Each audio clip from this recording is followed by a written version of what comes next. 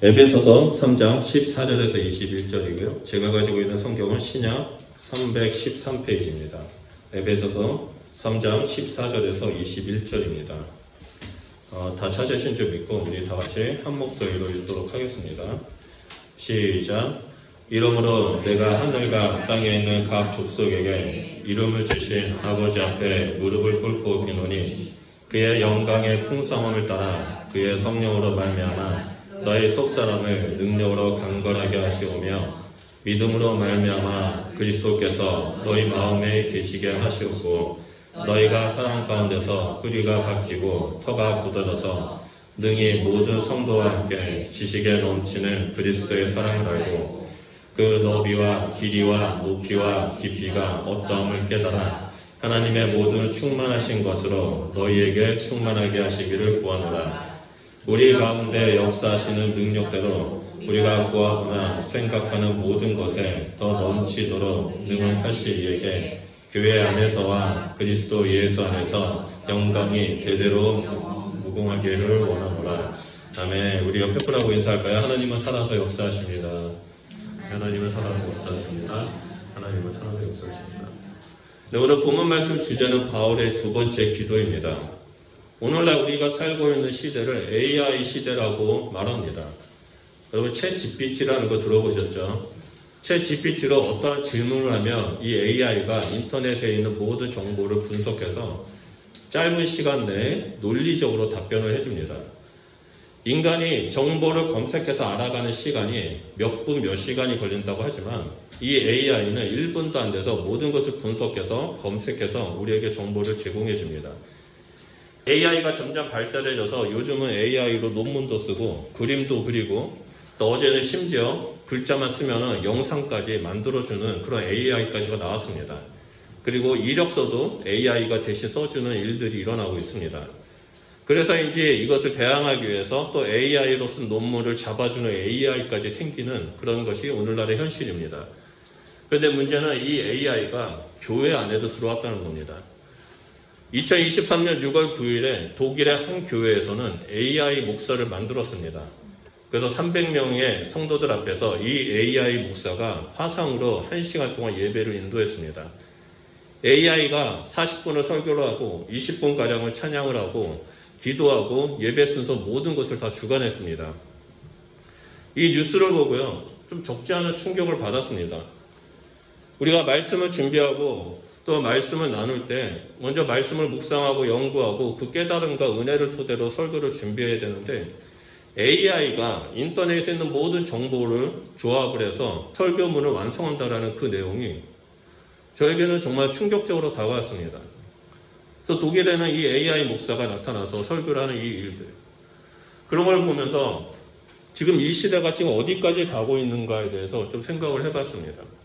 이것을 보면서 AI는 이 성경적인 내용을 지식의 관점 또는 인간의 관점으로 해석을 해서 알려주고 그것을 또 믿고 그것을 또 설교를 하고 듣고 그런 일들이 교회에 대해서 보면서 오늘날 교회가 신앙적으로 너무나 위험하구나라는 것을 보게 되었습니다.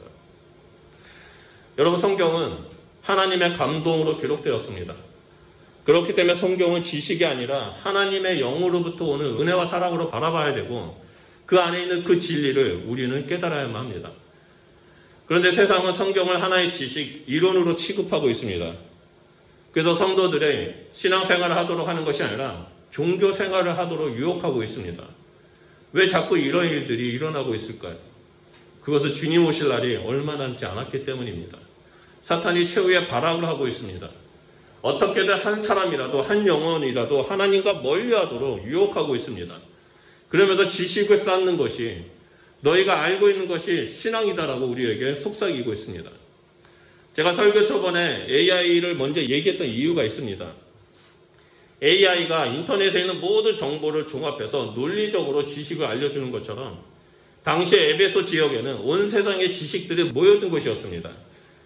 그 당시에는 세계적인 도서관, 세계적인 지식을 담고 있는 도서관이 두 개가 있었습니다. 이집트에 알렉산드리아 도서관이 있었고 이 에베소에 셀수스 도서관이 있었습니다. 그래서 전 세계에서 세상의 모든 지식을 배우기 위해서 학자들이, 철학자, 수학자, 논리학자, 법학자들이 학문을 연구하기 위해서 이 에베소 지역에 모였습니다. 그리고 이 셀수스 도서관에서 그 지식을 배우면서 로마의 문학, 로마의 철학, 교육, 가학, 법률, 의학 등을 발전시켰습니다. 그런 곳에 바울이 에베소 교회를 개척했습니다. 그리고 두란노 소원에서 복음을 가르쳤습니다. 그 결과 많은 사람들이 복음을 듣고 예수님을 만나고 그리스도인이 되었습니다. 반면에 어떤 사람들은 바울이 전한 복음을 새로운 학문으로, 새로운 지식으로 여기고 공부하는 사람들도 나타나기 시작했습니다. 그런 곳에 바울은 지금 로마 감옥에 갇혀 있었음에도 불구하고 에베소 교회 성도들을 걱정하는 마음으로 기도하고 있습니다. 바울은 1장에 나오는 이 첫 번째 기도를 통해 성도들이 그리스도 예수 안에서 어떤 복을 받았는지 알게 해달라고 기도했습니다. 그 복은 하늘의 신령한 복이고 부르심의 소망을 따라 하나님의 약속의 풍성함을 아는 것입니다. 그리고 2장에 허물과 죄로 죽었던 너희를 구원하고 십자가로 화목케 하셨다라고 말합니다. 이후 3장 14절에서 15절 오늘 본문 말씀이죠. 이 말씀의 시작을 보면 이러므로 내가 하늘과 땅에 있는 각 족속에게 이름을 주신 아버지 앞에 무릎을 꿇고 비노니라고 기도합니다. 바울의 이 두 번째 기도문은 이러므로라는 단어로 시작합니다. 이 이러므로라는 단어는 앞의 내용과 연결되었다는 것을 말하죠. 그 내용은 2장 22절의 말씀입니다.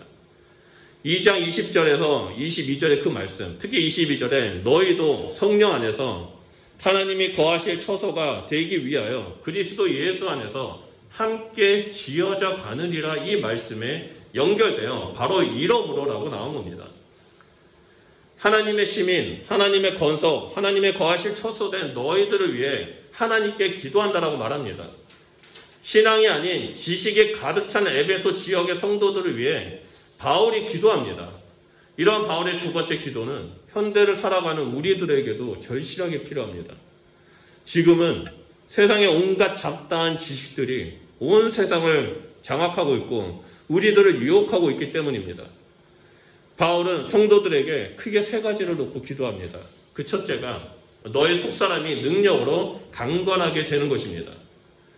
16절 말씀입니다. 우리 16절 말씀 다 같이 읽도록 하겠습니다. 시작. 그의 영광의 풍성을 따라 그 성령으로 말미암아 너의 속사람을 능력으로 강건하게 하시고. 바울은 이 속사람이 강건해지기를 기도합니다. 속사람이 있다라는 것은 겉사람도 있다라는 것을 말하죠. 이를 볼 때 우리는 먼저 이 속사람과 겉사람의 특징을 알아야 이 말씀을 이해할 수 있습니다. 먼저 속사람에 대해 살펴보면 속사람은 성령의 능력으로 강건해진다라고 말하죠. 하나님의 영이신 성령의 능력으로 강건해진다라는 것은 속사람은 바로 우리의 영혼이라는 것을 볼 수 있습니다. 반면에 속사람과 비교된 겉사람에 대해서는 고린도후서 4장 16절에 이렇게 말합니다. 그러므로 우리가 낙심하지 아니하노니 우리의 겉사람은 낡아지나 우리의 속사람은 날로 새로워진다라고 말합니다. 오늘날 사람들은 속사람보다 겉사람을 꾸미는데 더 관심을 가지고 있습니다. 웰빙 시대라고 말하죠. 욜로 시대라고 말합니다.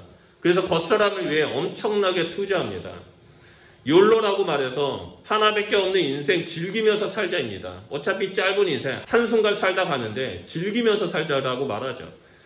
게다가 지상 외모주의로 인해서 성형수술이 일반화되었습니다. 소아과, 외과 의사들은 없어가지고 진료와 수술을 못하고 있는 이 상황 가운데 유독 성형외과 의사들은 너무나 많아서 더더욱 번성해지고 있다고 합니다. 요즘 중학교 졸업생들에게 졸업 선물로 주는 가장 큰 선물이 바로 성형수술이라고 합니다. 그래서 12월 달만 되면, 겨울방학만 되면 졸업한 애들이 고등학교 들어가기 전에 성형외과 병원에 가서 쌍꺼풀 수술을 하고 코를 세우고 그런 수술을 많이 한다고 합니다. 그래서 병원이 문전성시가 되어가지고 사람들이 꽉 차 있다고 합니다. 외모를 꾸미고 건강을 위해서 운동을 하고 몸에 좋은 구조식품을 먹는다 할지라도 오늘 본문 말씀을 보면 겉사람은 낡아진다라고 말합니다. 그쵸, 낡아질 수밖에 없죠. 우리가 아무리 노력을 해도 주름이 생기고 아무리 노력을 해도 관절이 삐그덕거립니다. 아무리 노력해도 노안이 와서 글씨가 잘 보이지가 않습니다. 하지만 하나님을 믿는 사람들에게는 이것이 절망이 아니라 오히려 우리에게 희망이 있는데 그 속사람이 날로 새로워진다는 거죠. 그렇다면 어떻게 이 속사람이 날로 새로워집니까? 바울은 이에 대해 성령의 능력으로 강건해진다고 말합니다. 그리고 성령의 능력은 하나님의 영광의 풍성함을 따라 나타난다라고 말합니다. 그리고 우리가 여기서 하나님의 영광의 풍성함을 어떻게 나타나는지 알아야 합니다. 이에 대해 바울은 로마서 7장 22절에 내 속사람으로는 하나님의 법을 즐거워하되라고 말합니다. 우리가 하나님의 영광의 풍성함을 알기 위해서는 하나님의 법, 하나님의 말씀을 가까이 해야 합니다. 성령의 능력이 우리에게 계시해 주셔서 하나님의 말씀을 깨닫게 하고 그 말씀 가운데 있는 하나님의 영광의 풍성함, 하나님의 은혜, 하나님의 사랑을 깨닫게 해줍니다. 하나님의 영광의 풍성함을 깨닫는 그 경건한 하나님의 백성만이 하나님의 법을, 하나님의 말씀을 즐거워할 수 있게 됩니다. 바울의 이 기도 내용은 단순히 신앙의 이론, 기독교의 지식을 전하는 것이 아닙니다. 바울 스스로가 깨달았고 바울 스스로가 경험했던 그것들을 성도들에게 알리고 있는 겁니다. 바울의 삶을 보면 그는 바리새인 중에 바리새인이었습니다. 율법학자였습니다. 당대 최고의 율법학자인 가말리엘의 제자였습니다. 바울은 어렸을 때부터 유대인에게 주어졌던 그 구약 성경 내용을 빠삭하게 교육을 받았고 알고 있었습니다. 하지만 바울이 알고 있었던 성경의 말씀들은 율법에 대한 지식뿐이었습니다. 그런 바울이 예수님을 만나고 성령 충만한 가운데 있자 그 성령의 능력으로 율법으로만 알았던 그 말씀 가운데 하나님의 풍성한 은혜를 깨닫게 됩니다. 이전에 그가 알고 있었던 그 성경에 대한 지식이 진리로 다가오게 되었고 바울의 그 속사람을 강건하게 해주었습니다. 그 결과 바울이 고난이 오고 핍박을 받는다 할지라도 끝까지 내가 깨달은 그 하나님의 풍성함, 하나님의 영광의 풍성함을 전하는 이방인의 사도가 되었습니다. 이러한 바울의 삶을 증명하는 증거가 바로 사도행전과 13권의 바울 서신입니다. 바울 서신을 보면 정말 놀라운 은혜의 메시지들이 숨겨져 있습니다. 그리고 이 서신서를 통해서 하나님의 나라가 확장되었고 전 세계에 믿음의 사람들이 세워지는데 가장 큰 영향력을 발휘하고 있습니다. 바울이 살던 당시 에베소 지역은 세상의 지식, 철학, 학문 등이 가득한 곳이었습니다. 그러다 보니 에베소 성도들은 그 지식에 노출될 수밖에 없었습니다. 우리가 살고 있는 이 시대도 마찬가지이죠. 우리는 전화기만 들어도 인터넷과 유튜브에 있는 수많은 지식들을 보게 됩니다. 듣게 됩니다. 읽게 됩니다. 그런 우리들에게 바울은 세상의 지식과 가치관이 흔들리지 않게 말씀 가운데 숨겨진 하나님의 영광의 풍성함을 알아야 한다고 말합니다. 어떻게요? 성령의 능력으로. 그래야 너에게 영혼이 새롭게 된다고 말합니다. 내가 원하는 것을 이루어 달라고 기도하는 것도 좋지만 제일 먼저 너희들이 우선적으로 기도해야 할 것은 하나님의 영광의 풍성함을 깨달아 속사람이 강건케 되도록 기도하라고 말합니다. 그래서 성령 충만함을 강조하고 성령의 도우심을 강조하면서 바울은 기도합니다. 그럴 때 우리는 세상에 구별된 하나님의 권석, 하나님의 거하시는 처소, 하나님의 시민이 되게 됩니다. 그리고 둘째로 바울은 성도들이 그리스도가 주인된 삶을 살기를 바라는 마음으로 기도합니다. 17절 말씀입니다. 우리 다 같이 읽도록 하겠습니다. 시작. 믿음으로 말미암아 그리스도께서 너희 마음에 계시게 하시옵소서. 너희가 사랑 가운데서 뿌리가 박히고 터가 굳어져서. 바울이 두 번째로 기도한 내용은 성도들의 마음에 예수 그리스도를 모시는 겁니다. 두 번째 기도 제목은 첫째 기도 제목인 속사람이 강건하게 되는 것과 연결됩니다. 그것은 바로 속사람이 순종해야 할 대상이 그 주인이 예수 그리스도이시기 때문입니다. 어떤 분들은 이 말씀이 이해되지 않는다고 말합니다. 전에 복음을 듣고 예수님은 구주로 모셨는데 왜 또 믿음으로 말미암아 그리스도를 내 마음에 계시도록 기도해야 하는지 묻습니다. 저는 이미 예수님을 믿었기 때문에 예수님이 내 마음에 계십니다. 근데 왜 또 기도해야 되나요? 이런 질문을 합니다. 이미 예수님이 있는데 예수님이 내 삶의 주인이라고 고백하며 살아가는데 왜 그래야 하는지 이해를 못합니다.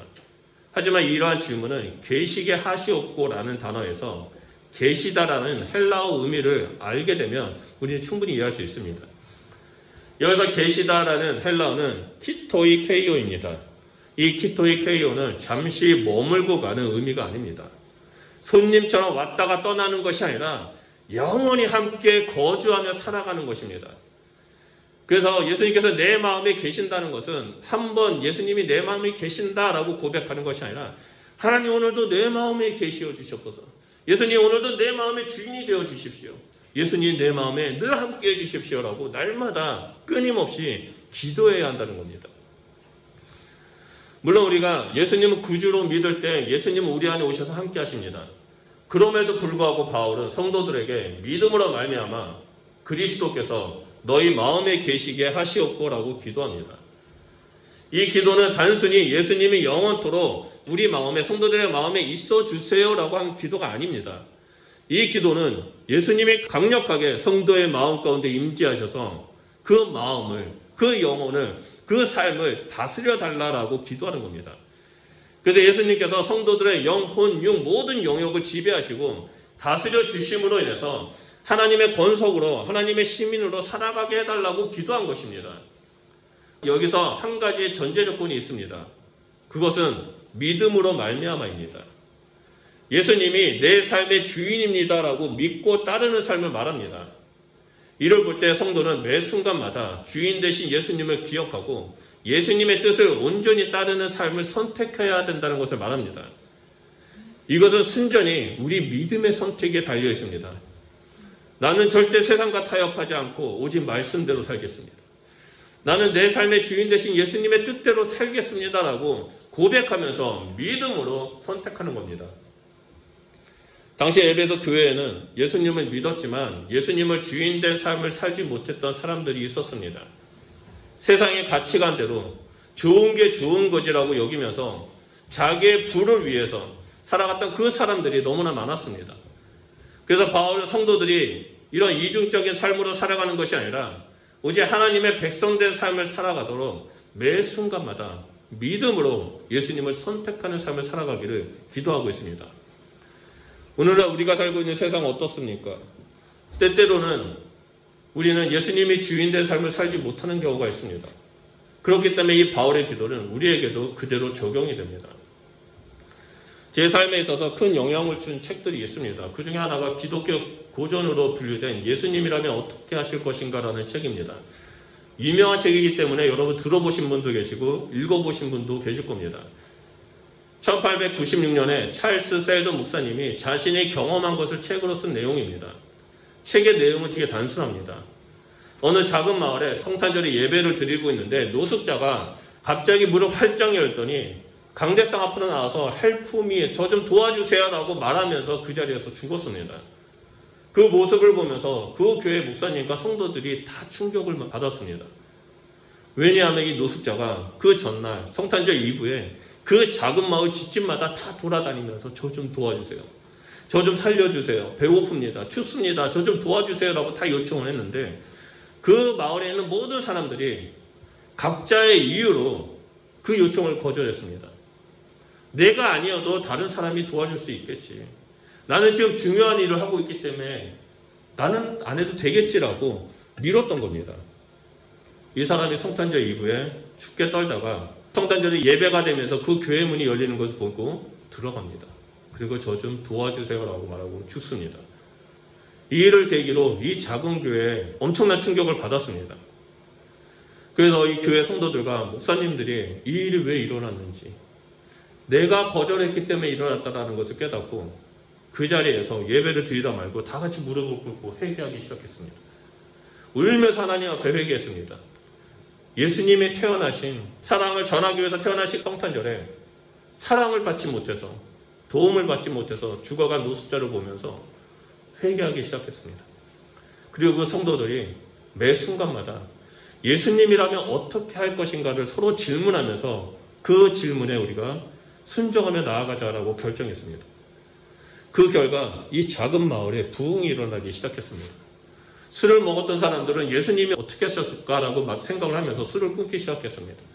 술을 판매하는 사람들도 그리고 여러 가지 음란한 것과 여러 가지 악한 일을 행하는 사람들도 예수님이라면 어떻게 할 것인가라는 질문을 하면서 예수님은 이렇게 하셨을 거야 라는 그 생각에 순종하면서 나아갔습니다. 그 결과 이 작은 마을에 있는 이 교회를 통해서 부흥이 일어나기 시작합니다. 그 마을이 변화가 되고 그 마을의 연마을도 그 소식을 듣고 본인들도 예수님이라면 어떻게 할 것인가 질문하면서 나아가기 시작했고 결국에 이 운동이 미국 전역을 휩쓰기 시작했습니다. 이 작은 사건이 1800년도 후반에 그리고 1900년도 초반에 일어났던 미국 전역의 영적 대각성을 일으키게 되었습니다. 저는 이 책을 여러 번 읽고 제 삶에 적용해야겠다라고 다짐을 했습니다. 물론 100% 다 적용한 거 아닙니다. 저도 때로는 그 질문을 못하고 제 생각대로 하다가 쓰러진 적이 있습니다. 그런데 항상 노력하기를 예수님이라면 어떻게 할 것인가라고 질문하면서 그 선택을 하려고 노력했습니다.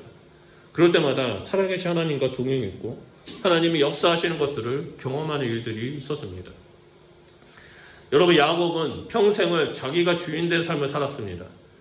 하지만 야복강에서 하나님을 만나고 하나님이 주인된 삶을 살았습니다. 그 결과 어떻게 됐습니까? 믿음의 조상의 반열이 되었죠. 모세는 40년 동안 자기가 주인된 삶을 살다가 강야의 가시떨기에 불붙은 나무를 통해서 하나님을 만나고 하나님이 주인된 삶을 살았습니다. 그 결과 출애굽이라는 대역사를 이루는 하나님의 통로가 되었습니다. 바울 역시 자신의 주인된 삶을 살았지만 다메섹에서 예수님을 만나고 난 후 예수님을 주인된 삶을 살았습니다. 그 결과 이방인 사도가 되어서 전 세계에 복음을 전하는 하나님의 나라를 세우는 자가 되었습니다.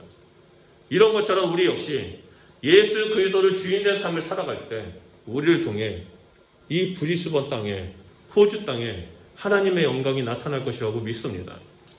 마지막 세 번째로 하나님의 모든 것으로 충만하기를 기도합니다. 18절과 19절 말씀입니다. 우리 다 같이 읽겠습니다. 시작. 능히 모든 성도와 함께 지식에 넘치는 그리스도의 사랑을 알고 그 너비와 길이와 높이와 깊이가 어떠함을 깨달아 하나님의 모든 충만하신 것으로 너희에게 충만하기를 구합니다. 아멘. 바울은 구원받은 성도들이 하나님의 모든 충만하신 것으로 충만해지기를 기도하고 있습니다. 그런데 여기서 하나님의 모든 충만하신 것으로 충만해지기 위해서는 지식에 넘치는 그리스도의 사랑을 알고 깨달아야 한다고 말합니다.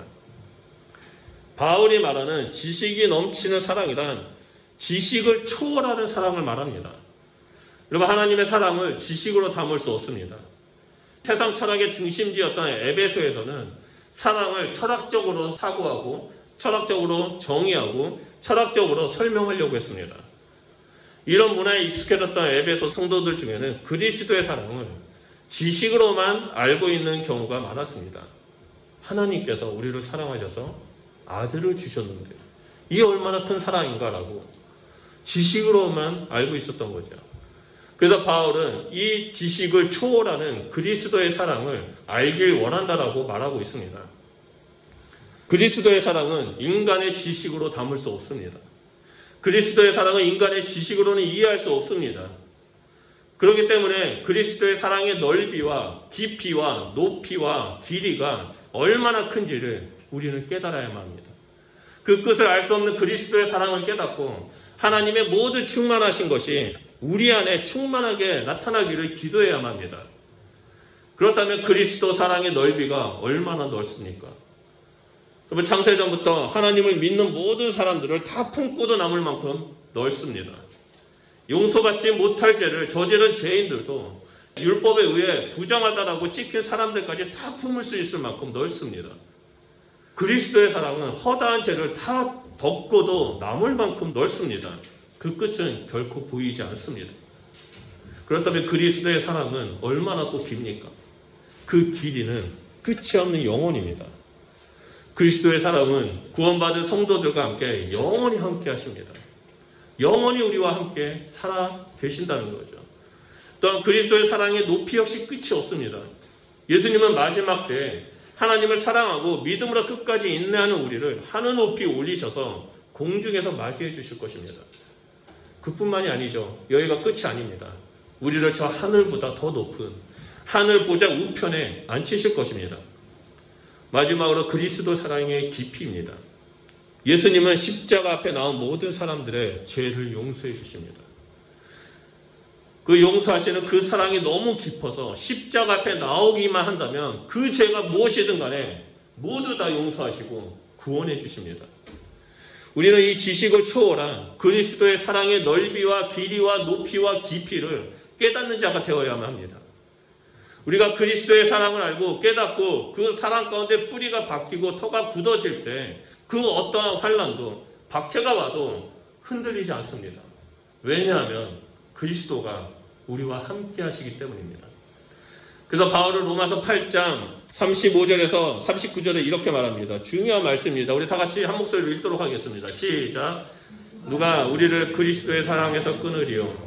환난이나 공고나 박해나 기근이나 적신이나 위험이냐 칼이냐. 내가 확실하노니 사망이나 생명이나 천사들이나 권세자들이나 현재일이나 장래일이나 능력이나 높음이나 기품이나 다른 어떤 피조물이라도 우리를 우리 주 그리스도 예수 안에 있는 하나님의 사랑에서 끊을 수 없으리라 라고 말했습니다. 하나님의 사랑이 우리와 함께 하십니다. 하나님의 사랑이 끊을 수가 없습니다. 하나님의 사랑이 있기 때문에 우리가 환난이 오고 공고가 오고 박해가 오고 기근이나 적신이 온다 할지라도 하나님 사랑 때문에 우리는 그 사랑 가운데 머물 수 있습니다. 두려워하지 않습니다. 사람들이 우리를 죽인다고 한다 할지라도 우리는 그 하나님의 사랑에 힘입어 이겨낼 수 있습니다. 왜냐하면 우리에게는 영원한 삶이 있기 때문입니다. 그런데 더 놀라운 사실은 바울은 이 세 가지 기도 내용을 말하면서 또다시 성부, 성자, 성령 하나님에 등장시킵니다. 이 성령 하나님의 능력을 따라 속사람이 강건해진다라고 말합니다. 믿음으로 말미암아 성자 예수 그리스도가 우리의 주인이 되신다라고 말합니다. 그리고 그리스도의 사랑을 깨달아 성부 하나님의 모두 충만하신 것으로 너희에게 충만하기를 원한다라고 말합니다. 이것이 성삼위 하나님께서 우리를 위해서 어떻게 일하고 계시는지를 보여주는 말씀입니다. 지난 수요일날 성경 공부를 하면서 우리가 숫자 3의 의미를 배웠습니다. 3은 어떤 겁니까? 완벽, 완성, 완전함을 의미하죠. 그런 것처럼 삼위일체 하나님께서 우리를 완전히 구원하시고 우리를 위해 지금 이 순간에도 완벽하게 일하고 계신다는 것을 말합니다. 우리를 위해 완벽하게 일하시는 그 하나님의 열정, 그 하나님은 20절에 우리 가운데서 역사하시는 능력대로 우리가 구하거나 생각하는 모든 것에 더 넘치도록 주시는 분이라고 말합니다. 그리고 21절에 교회 안에서와 그리스도 예수 안에서 영광이 대대로 영원 무궁히 나타나실 것이라고 말합니다. 그러므로 우리 성도님들은 온갖 지식이 가득 찬 이 세상에서 성령의 능력으로 말미암아 하나님 말씀 가운데 영광의 풍성함에 따라 속사람이 강건해지기를 소원합니다. 또 매일의 삶 속에서 그 믿음으로 주인 되신 예수님을 선택하고 순종하는 삶을 살아가는 자가 되시기를 소원합니다. 또 지식을 초월하는 그리스도의 사랑으로 말미암아 하나님의 모두 충만하신 것으로 충만하시기를 주님의 이름으로 축원드립니다. 우리 주님은 영원 무궁하신 분입니다. 세상 사람들은 하나님은 없다라고 말하지만 하나님은 그 세상 사람들의 지식을 초월해서 지금 이 순간 우리와 함께 하십니다. 우리 이 시간에 말씀을 기억하면서 기도했으면 좋겠습니다. 하나님 이 시간 가운데 우리 가운데 하나님의 말씀을 하나님의 그 충만하신 것을 부어주십시오. 하나님 우리의 속사람이 강건해지도록 성령의 능력으로 나타내 주십시오. 하나님 예수 그리스도를 우리가 믿음으로 날마다 선택하며 주인된 삶을 살아가겠습니다. 우리가 주인된 그 예수님을 따라갈 때 하나님의 그 충만하신 것으로 충만케 되는 일들이 우리 삶 가운데, 우리 교회 가운데, 이 브리스번 땅 가운데, 이 호주 땅 가운데 충만하게 나타나 주십시오. 그래서 세상 사람들이 하나님이 없다라고 말하는데 그 사람들의 지식을 초월하여 하나님이 일하여 주시고 그 사람들조차 주님 앞에 나와 엎드려 경배하는 일들이 일어나게 해달라고 우리 주여 삼청하며 기도하도록 하겠습니다. 기도하겠습니다.